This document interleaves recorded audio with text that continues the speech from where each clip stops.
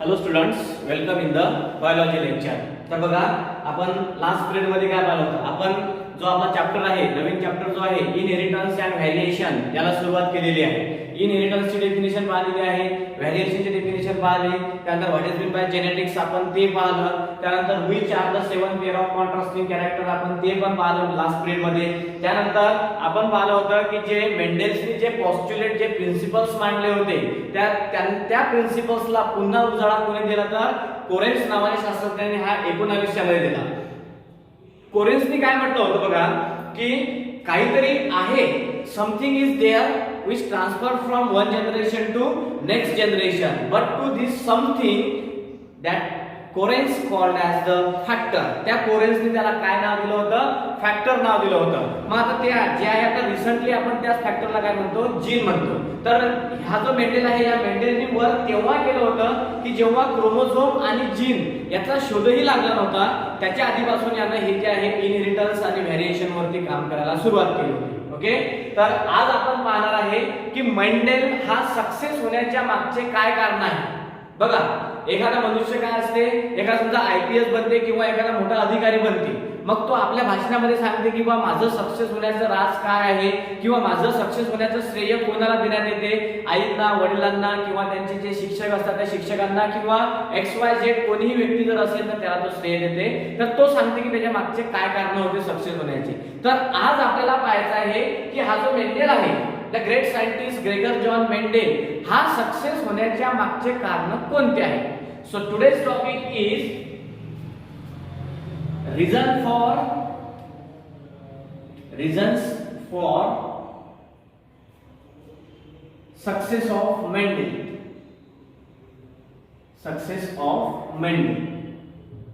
Mendel यशस्वी होण्याचे काय काय कारण आहे. Reasons for success of Mendel, की हा जो शास्त्रज्ञ आहे एवढा सक्सेसफुल झाला त्याच्या लाईफ मध्ये, तर याचे काय कारण होते. रिझन म्हणजेच काय, कारण. कोणते कोणते कारण आहेत की मेंडेल त्याच्यामुळे सक्सेसफुल झाला. तर बघा, मग पहिलं कारण कोणतं आहे? His experiment. त्याने जे एक्सपेरिमेंट केले ते कसे केले बघा. His experiment were carefully planned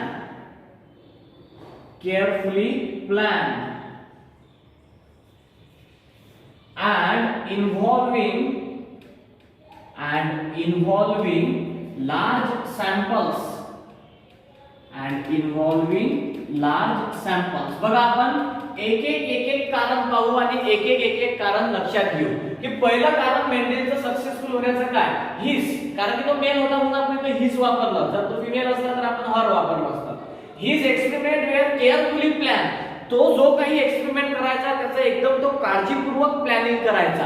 his experiment were carefully plan and involving large samples. त्याच्यामध्ये काही एकदम मायक्रो सॅम्पल्स नव्हते, ते जे पी प्लांटचे जे सॅम्पल्स होते ते लार्ज होते. जसं की समजा जर फ्लावर घेतलं तर ते लार्ज आहे, फ्रूट घेतलं, सीड घेतलं, ह्या सर्व सॅम्पल त्यांना त्याच्या एक्सपेरिमेंटसाठी जे वापरले ते सॅम्पल्स हे साईजने खूप मोठे होते. So that's why we says that it involving large sample. So that's why Mendel become successful. तो सक्सेसफुल का झाला त्याचं पहिलं कारण म्हणजे त्याच्या एक्सपेरिमेंट जे आहे त्याला केअरफुली प्लॅन केले आणि त्याच्यामध्ये सॅम्पल्स ते लार्ज साईजचे होते. दुसरं, he was carefully recorded the number of plant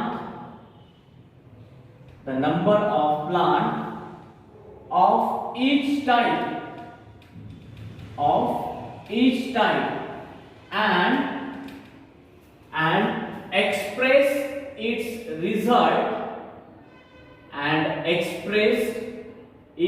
result in the form of ratio. त्याचा जो रिझल्ट आहे तो रिझल्ट कशाच्या फॉर्म मध्ये तो एक्सप्रेस करायचा तर in the form of ratio. बघा, 3:1, 9:3:3:1 म्हणजे जो काही रिझल्ट आला तो रिझल्ट तो कोणत्या फॉर्म मध्ये एक्सप्रेस करायचा किंवा कोणत्या फॉर्म मध्ये लिहून घ्यायचा तर in the form of ratio. बघा, he was carefully recorded the number of plant of each type. प्रत्येक टाइपचा प्लांट त्याचा नंबर हा केअरफुली रेकॉर्ड करून ठेवत होता. आणि तो मॅथमॅटिशियन असल्यामुळे, कारण की आपल्याला माहित आहे की मेंडेलची डिग्री मॅथमॅटिक्स मध्ये कंप्लीट झाली होती. त्यानं स्टॅटिस्टिक्सच्या सहाय्याने आणि मॅथमॅटिक्सच्या सहाय्याने आपले सर्व ऑब्झर्वेशन्स त्यानं राईट केले होते. तर एक्सप्रेस इट्स रिझल्ट, त्याचा जो रिझल्ट आहे त्याच्या एक्सपेरिमेंटचा, तो रिझल्ट त्यानं कशाच्या फॉर्म मध्ये लिहून ठेवला होता, in the form of ratio. Then what is the third reason? In pea plant, ते जे गार्डन पी प्लांट आहे त्याच्यामध्ये बघा काय, in pea plant the contrasting characters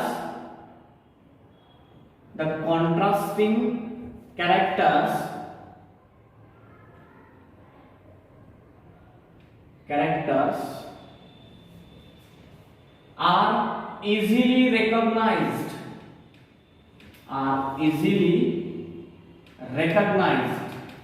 म्हणजे जे 7 पेअर ऑफ कॉन्ट्रास्टिंग कॅरेक्टर होते या गार्डन पी प्लांट मधले, पायसम सटायवम मधले, ते काय बघा, in pea plant the contrasting character are easily recognized. ते इझिली रेकॉग्नाइज होत होते. जे 7 पेअर ऑफ कॉन्ट्रास्टिंग कॅरेक्टर आहे, that 7 pair of contrasting character become easily recognized. So that's why Mendel become success. हा जो मेंडेल आहे, हा मेंडेल कसा झाला होता, पूर्ण सक्सेसफुल झाला होता. पूर्ण आपण कारणच पाहू का. मग पुढचं कारण काय आहे तर सक्सेसफुल होण्याचं, the 7 pair of contrasting character, the 7 pair of contrasting characters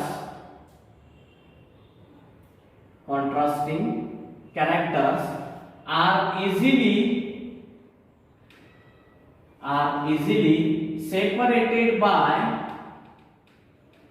easily separated by factor each. ते इझिली सेपरेट कशाने होत होते तर फॅक्टरने होत होते. मग हा फॅक्टर काय आहे बघा आता, दिस फॅक्टर हा काय आहे, what is factor? It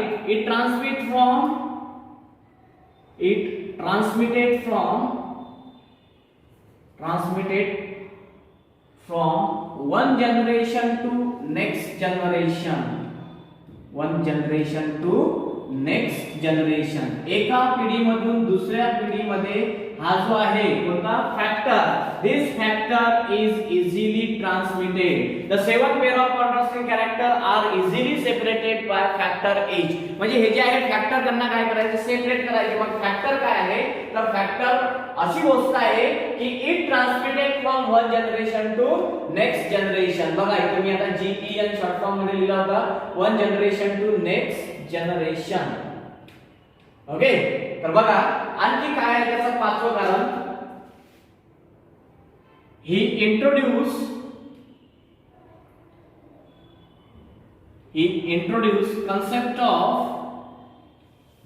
concept of dominance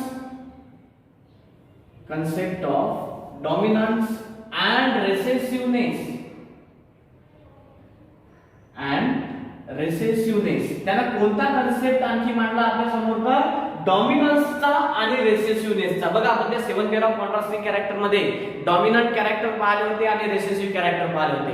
जर समजा हाईट असेल तर tall is a dominant character, dwarf is a recessive character. Colour जर असेल तर yellow is a dominant character, green is a recessive character. तर अशा प्रकारचे आपण 7 डॉमिनंट कॅरेक्टर पाहिले होते आणि 7 रेसेसिव्ह कॅरेक्टर पाहिले होते. ठीक आहे, तर यानं काय इंट्रोड्यूस केलं, मग he introduce the concept of dominance and recessiveness. So these are the 5 reasons of Mendel success.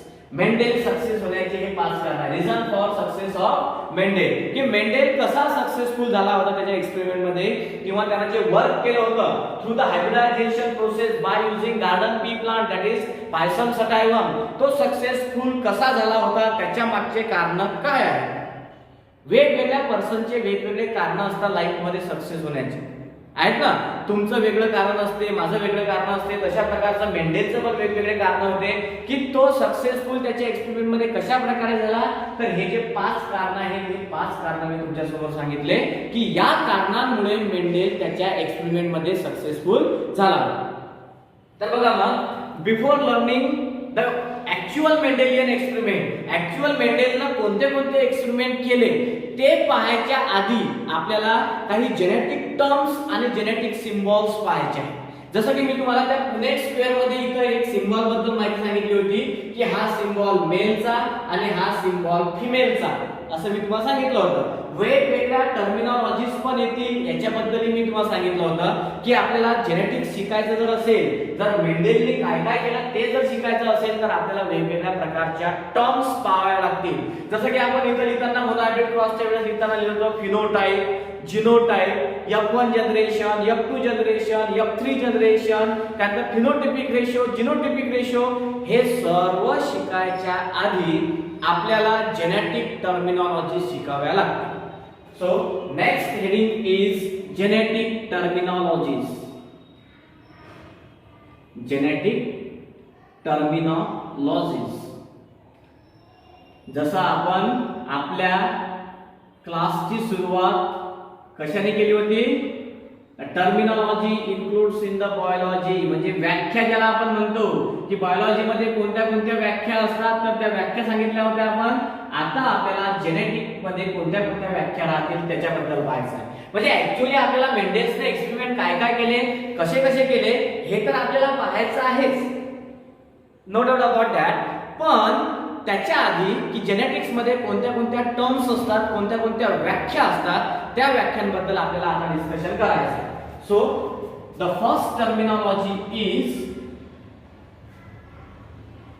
Character. पहिली टर्मिनॉलॉजी कोणती? Character. So what is character? It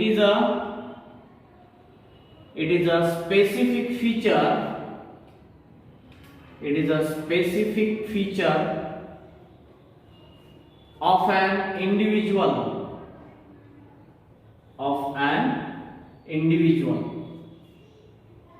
For example, height of plant.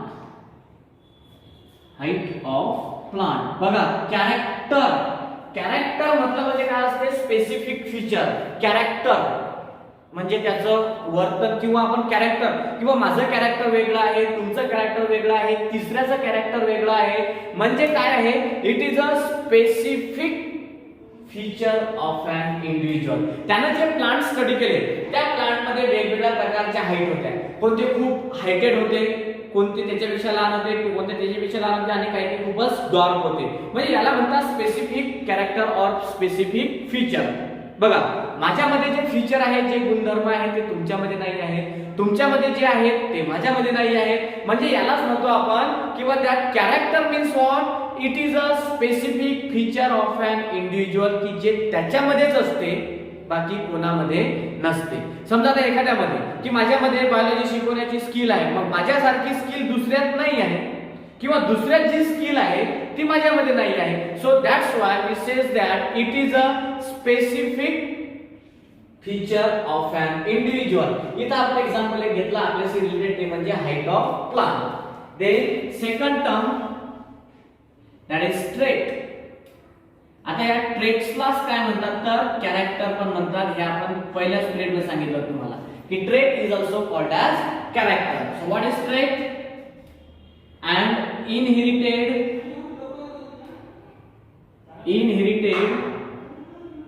and its inherited character you have. Okay, and inherited character काय आहे बघा, काही traits and inherited characters and its detectable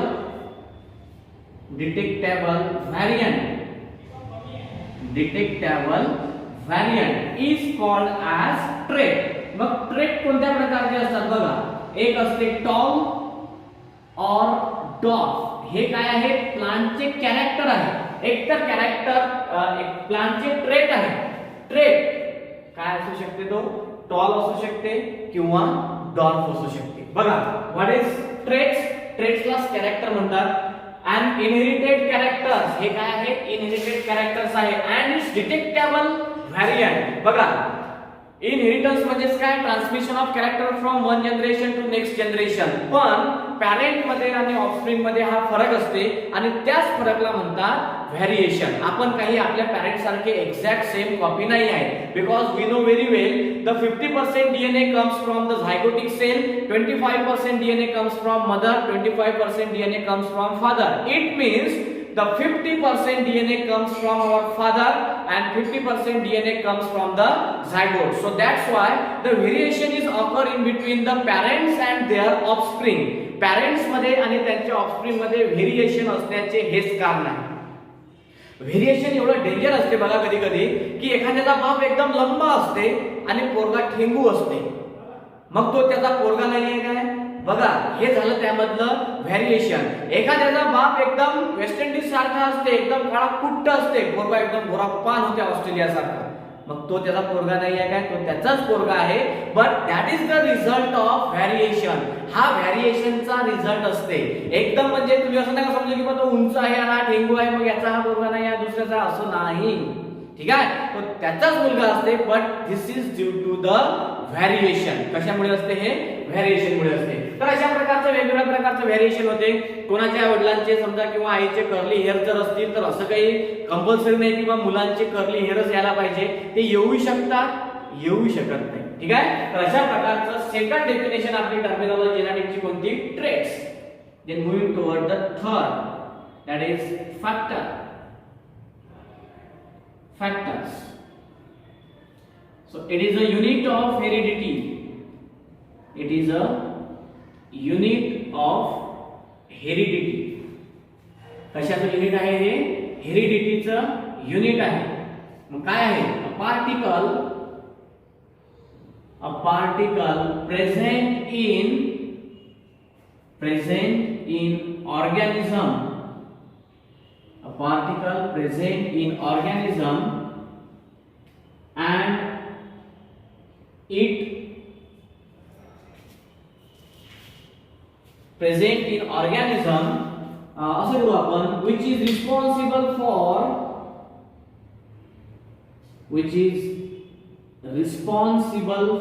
कशासाठी responsible असते? which is responsible for inheritance and expression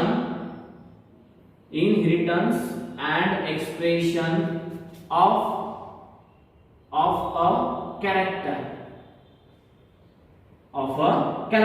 is called as factor. आणि आपल्याला माहितच आहे की this factor, what is the role of factor? This factor transmit from one generation to next generation. एका पिढीमधून दुसऱ्या पिढीमध्ये हा काय होते? ट्रान्समिट होते. Factor is transmit from one generation to next generation. So what is mean by the factor? Factor is nothing but the unit of heredity. It is a unit of heredity. A particle present in the organism. Organism मध्ये जे particles आहेत की जे कशासाठी responsible आहे, कशासाठी कारणीभूत आहे? Responsible for the inheritance and expression of a character, and this is called as factor. This factor transmitted from one generation to next generation. Next generation. जी यांनी केलं की तुम्हाला सांगे जीनच आहे काय? नाही, जीन तर आता येईल. हे घ्या ना, आता आली डेफिनेशन आपली कोणती? जीनची. So what is gene? बघा जीन काय आहे? इट इज अ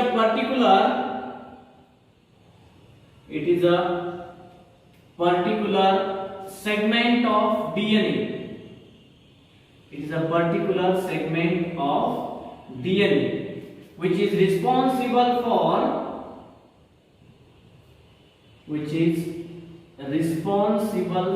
कशासाठी रिस्पॉन्सिबल असते? Responsible for inheritance and expression of that characters.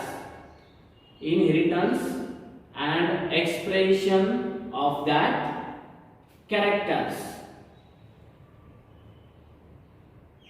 आता ही जी जीन जी आहे ही कोणी डिस्कवर केली? तर इट वॉज डिस्कवर्ड बाय जॉहान्सेन. कोणत्या सायंटिस्टनी? तर जोहानसेन नावाच्या सायंटिस्टनी या जीनचा शोध लावला. मी आदल्या ग्रेड मध्ये सांगितलं तुम्हाला की consider DNA is a memory card, chromosome is a folder and gene is a information present in that folder. बघा सिक्वेन्स कसा होता आपला, सिक्वेन्स असा होता कसा, डीएनए डीएनए मध्ये काय असतात, क्रोमोझोम्स, आणि क्रोमोझोम्स मध्ये काय असतात, जीन्स असतात. It means this gene is a segment of that DNA. Gene काय आहे, डीएनए ची एक सेगमेंट आहे. So gene is a particular segment of DNA which is responsible for inheritance and expression of that character, and this is called as gene, and it was first discovered by the scientist Johnson. कोणी डिस्कवर केली तर Johnson नावाच्या सायंटिस्टने ही जीनची definition डिस्कवर केलेली आहे. The next definition is alleles or allelomorphs. बघा आता alleles म्हणजे काय किंवा त्यालाच काय म्हणतात, allelomorphs. So what is alleles? Two or more alternative form of gene, two or more alternative form of given gene is called as allele. त्याला काय म्हणतात, allele म्हणतात. बघा आता हे जे allele आहे, हा allele शॉर्ट फॉर्म कोणाचा आहे, allele is the short form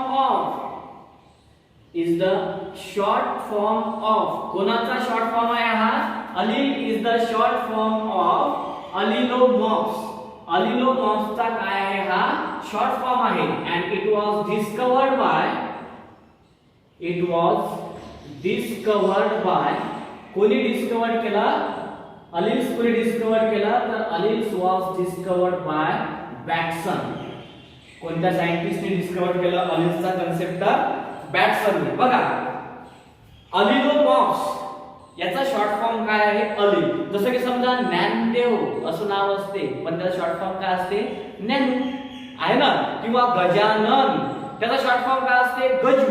म्हणजेच काय, हा झाला गजानन, हा झाला गजू. म्हणजे allelomorphचा शॉर्ट फॉर्म कोणता आहे, alleles. एवढं हे allelomorph न म्हणता शॉर्ट फॉर्म काय आहे त्याचा, alleles. ठीक आहे. समजा आपलं बायोलॉजी आहे तर बायोलॉजीचा शॉर्ट फॉर्म काय आहे, बायो आहे. किंवा मॅथेमॅटिक्स कोणी जनरली म्हणत नाही तर मॅथेमॅटिक्सचा शॉर्ट फॉर्म काय आहे, मॅथ. कोणता पिरियड आहे, मॅथचा पिरियड आहे. But math is the short form of mathematics. कोणता पिरियड आहे, बायोचा पिरियड आहे. Bio is the short form of biology. Like that alleles is the short form of allelomorphs, and this alleles was discovered by the scientist बॅटसन. बघा आपण एक definitions पाहू राहिलो होता. जवळपास 17, 18, 20 डेफिनेशन्स पर्यंत आपल्याला जेनेटिक टर्मिनॉलॉजीज पाहायच्या आहेत. तर त्यापैकी आपण किती डेफिनेशन्स पाहिल्या, 5 डेफिनेशन्स पाहिल्या. खूप सारे डेफिनेशन्स आहेत यामध्ये, खूप इम्पॉर्टंट डेफिनेशन्स आहेत.